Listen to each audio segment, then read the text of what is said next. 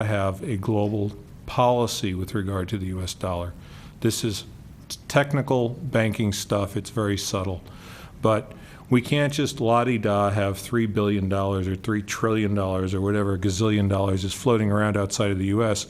with no idea who really has it, no regulatory authority over it, and no way of being certain whether those dollars are going to come home to roost someday. We need to have a global banking regulatory environment to prevent the current global dollar situation from blowing up. The trade will fix itself once you've accomplished that. Thank you. William? Yes, I believe the problem with our trade policy is the problem with our country, and that's the influence of money and special interest in Washington, D.C. Again, the politicians are catering to special interest, giving them what they want, while they pretend to be acting on behalf of the voters of their districts. Now, we need a trade policy that is fair. Washington always promotes free trade, but the only thing free about it is it's free for other countries to import anything into this country they want. And it's not a quid pro quo. We do not have that same opportunity to compete fairly against and import to the other countries. So what we need to do is we need a policy that will keep the jobs here. The recent trade treaties, going back to NAFTA, has hurt the American workers and cost us jobs, up to the most recent one, which would be Colombia. And I think most of the voters don't even understand why Barack Obama was in Colombia, but he was there to sign the new trade agreement, which is going to cost American jobs. Carol? Well, I think free trade is a great misnomer. It's almost like a free license to kill, a license to steal, a license to exploit, and it's been going on for hundreds of years. What has happened, too, is we've created these transnational institutions like the World Trade Organization that are actually illegal entities. They weren't democratically elected. They're institutions which serve giant corporations, just as NAFTA and the Free Trade Area of the Americas that they've been trying to force down our throats have been written of, by, and for corporations. Now, the corporate structure was actually invented to serve the needs of expanding empires to colonize entire continents. And it depends on legal fictions which degrade indigenous people to the status of terrorists, relying on military force to overcome moral and physical challenges. And I think this is really the heart of the problem, is that these governments are catering to corporations without any thought about the people who live within their boundaries. So all those trade agreements are harming people everywhere, not just here in the United States, but also in Mexico and throughout the world, where they're exploiting people, stealing resources, and it's really benefiting the rich throughout the world, not just in this country, at the expense of the great majority in all countries. So what we need is fair trade, not free trade. Thank you. All right, now the next question, I'm going to start with you, William. They want a yes or no answer, but I would assume if you wanted to say one more sentence to it, it would be fair to do that, because a yes or no doesn't really tell us very much. And there's two parts to this. There are really three parts, but I've given up on the third one. Okay. You can only answer so much on one question. But if we have time, we'll get back to it. Would you vote for major tax reform, and would you vote for a flat tax? I would vote for tax reform, but I would not vote for a flat tax. That hurts the middle class, and I could talk for hours on this. We need to tax the rich.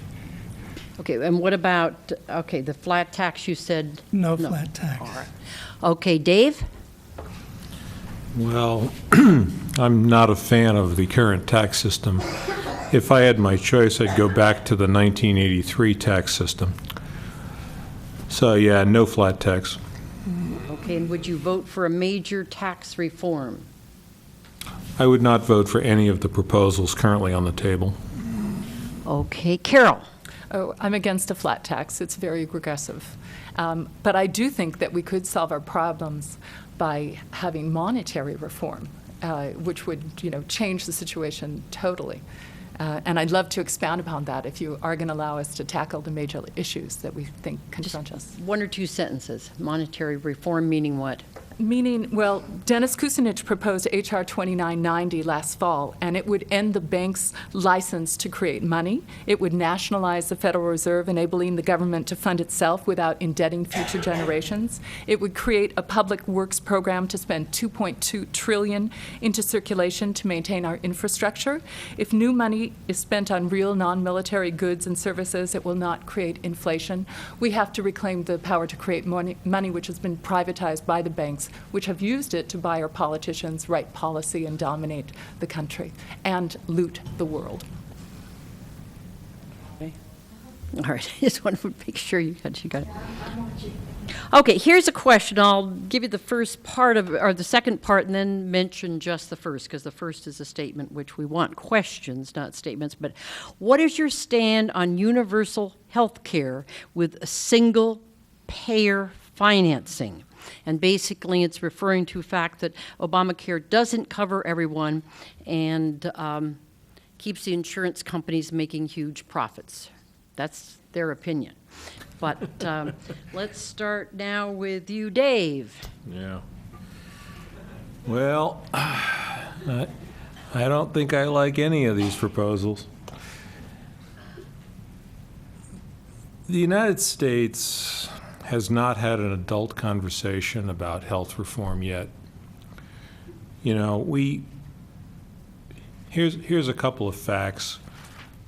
If you're white, America has one of the best health insurance systems in the world. If you're not white, it has pretty much in the middle of the pack, better than Botswana, not quite as good as Greece. That's a fact. You look at infant mortality rates, black women are 3 or 4 times higher infant mortality than white women. And yet at the same time, we're spending insane amounts of money on very small improvements in people's lifespan. We spend $100,000 to make somebody who's going to die anyway live an extra week or two. We have to really deal with these issues. Yeah, I would like to nuke the insurance companies. Yeah, I don't like them, but that's what I think. Obamacare is wimpy and moderate and is going to fail for that reason.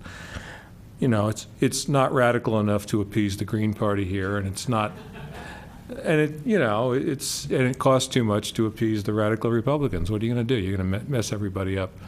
So no, I don't like any of these plans. Carol. I'm Good for a luck. single payer. Every civilized, industrialized country has one. My husband's Canadian. It makes perfect sense. If we cut out the insurance companies, we have more than enough money to cover the needs of every single person, and it should begin as soon as possible. Okay, William. We need universal health care and we need single payer. The problem with our health care, one of the biggest problems with our health care today is the insurance providers. The insurance providers answer to Wall Street, and every 3 months they have to show an increase in profits. And the way they do this is by raising premiums and denying coverage. And this is just going to go on and on and on until it's changed. And unless we change the system in Washington, D.C., and the stranglehold that corporations and special interests have on our leaders, it won't change until it just collapses from its own weight. All right, this is a question all dear to all of your hearts. So let's hear the answer to this one. Let's see, I think, Carol, it's your turn to start first again.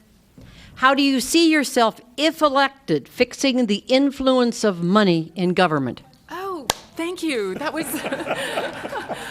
If elected, I pledge to introduce an amendment to the Constitution which would abolish corporate personhood, declare that money is not free speech, explicitly ban special interest money in elections. As long as murder, war, theft by corrupt legislators is legalized, we do not have a democracy. We must demand accountability and transparency in all aspects of government. All right, Dave? Oh. I would be talking to the Justice Department on a regular basis, discussing people who need to be indicted. It's a very long list. I have a flyer to hand out later. Yeah, what can one member do? I mean, what's going to happen is that this is going to be a long, drawn-out fight.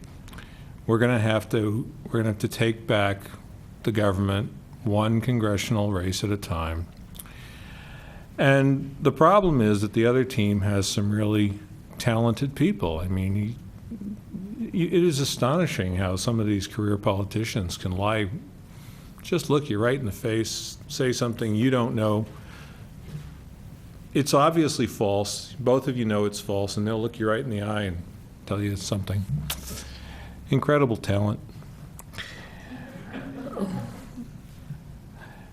Not beneficial to humanity, but you know. What we're going to have to do is you pick the low-hanging fruit, and the one thing that is the most likely to get through Congress, because it's the most outrageous thing, is the practice of allowing foreign corporations to have lobbying groups in Washington. And my absolute least favorite foreign corporations are the Indian outsourcing firms like Infosys and Wipro. We should prevent them from having legal lobbying. Thank you. Okay, William, we're going to start with you again because this is specifically addressed to you. What, Wait, he gets He one. has to answer Oh, the all right. previous one. I'm sorry. I'm jumping ahead. Yes, Oh, no. solve this problem of influence of money. Then you get this next hard one. well, we can't look to Washington to solve this problem. But there is a simple solution, and it's the voters. Now, like I said, I've probably voted for Anna Eshoo at least 8 times, and we probably agree on all of the issues, and I like what she had to say. But I also know that she's raised well over $500,000 for her reelection. It's probably up closer to $1 million now. 70% of that is from outside of the district. 50% of that is from outside of the state. The biggest contributors are pharmaceuticals and communications, followed by finance. Now, $30,000 back in December, she'd received $30,000 from HP. The CEO is Meg Whitman, who we're very familiar with her politics and her veracity for the truth. So we must change the politicians, and they will not impose term limits, so we have to do that itself. We should do it at the primaries. If you want to keep a Democrat in, change the incumbent at the primary. If you want to keep a Republican in, change it at the primary. But we need to change the leadership in Washington, D.C. Okay, thank you. Now, this next question is, I'll direct it to you, and then all of you candidates can make a comment should you choose. What treaty did Obama sign in Colombia? That's to you, William. That would be the Colombian trade agreement. With his recent visit with the Secret Service. with the Secret Service scandals, got I all read the about press. that. We didn't know why he went. Now we know. Oh, dear. Do either of you have a comment further on the Colombian? Okay. Yeah. Do you? Go ahead. Yeah, the U.S.-Colombia Free Trade Agreement is probably going to cost between 30 and 50,000 American jobs. That number is remarkably consistent, whether it comes from the Heritage Foundation or from the AFL-CIO. Left to right, everybody agrees this treaty is going to cost 50,000 American jobs, more or less. Can I just add something too? Yes. The free trade area of the America, that was opposed by people throughout the northern hemisphere and the southern hemisphere, and what has happened is they've been making these treaties with Chile, treaties with Panama, and all these other countries, because it's much harder to fight when it's done one treaty at a time. They manage to sneak by. It's harder to get a lot of people to gather to oppose them. Most of these treaties are actually, the negotiations are in secret. They know that people will oppose them and be very visible. That's why they moved the G8 summit from Chicago to Camp David. There's a lot of opposition to corporate rule and these agreements, because they harm people everywhere. If I could get 20 seconds for that. The U.S. Trade Representative is currently negotiating something called the Trans-Pacific Partnership. They choose to not call it a free trade agreement because that term seems to have gotten a bad reputation. But this is another one of these NAFTA giant rip-off free trade agreements. Okay, now this is a question to all of you, and you could, if you could, try to make it short here. How would you feel about an audit of the Federal Reserve? And we'll start again with you, Carol. I think they did an audit, and they were horrified by what they discovered as to how much money was given to foreign banks. I mean, it's completely scandalous, and I suggest people go online and find out the astronomical figures that the Fed has been passing out to foreign banks. William? Yes, yes, I would support a regular audit of the Federal Reserve. Right. And Dave? Yeah, I tend to agree with that. But much more comprehensive reform of the Fed is called for. And the opportunity is coming up. The 100th anniversary of the Fed is December of 2013. That's an auspicious day to make some major changes in the governance of the place. Audit should be part of that. Okay, we'll start with you, Dave, on this one. What is your position on Citizens United, the Supreme Court ruling based on corporations as people? Wow.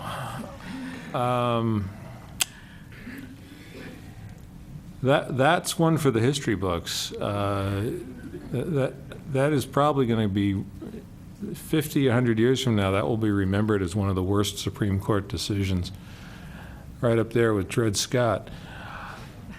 The immediate impact of it is that it's going to have to be dealt with at the constitutional amendment level.